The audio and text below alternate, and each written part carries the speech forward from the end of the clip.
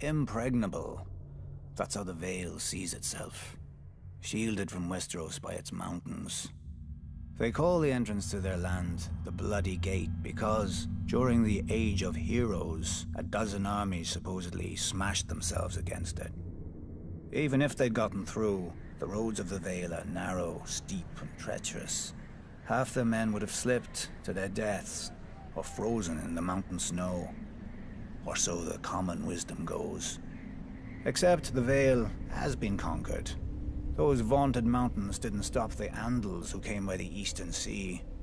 The people of the Vale say that Sir Artus Arryn, the Andal general, flew on the back of a giant falcon and slew the Griffin King on top of the tallest mountain. During Aegon's conquest, one of his sisters did the same, flying her dragon over the Bloody Gate and up to the Eyrie, the Arryn stronghold. And the Arryn boy king yielded the Vale in return for a ride on the beast. Do you sense the theme here?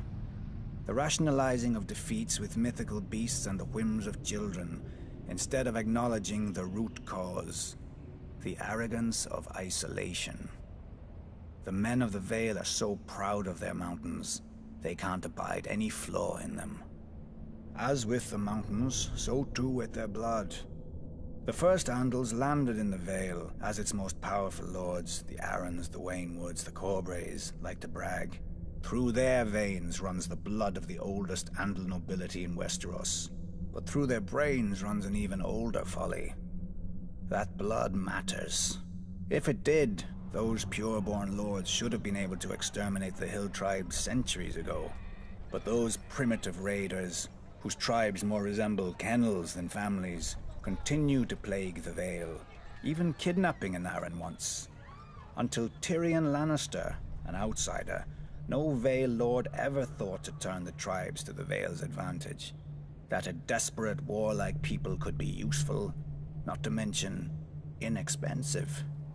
But perhaps the Vale lords consider such thoughts beneath them. After all, the Vale's isolation does breed an abundance of honor and pious bleating, which governs their decisions instead of foresight. Like a blind man who can only guess where his horse is taking him.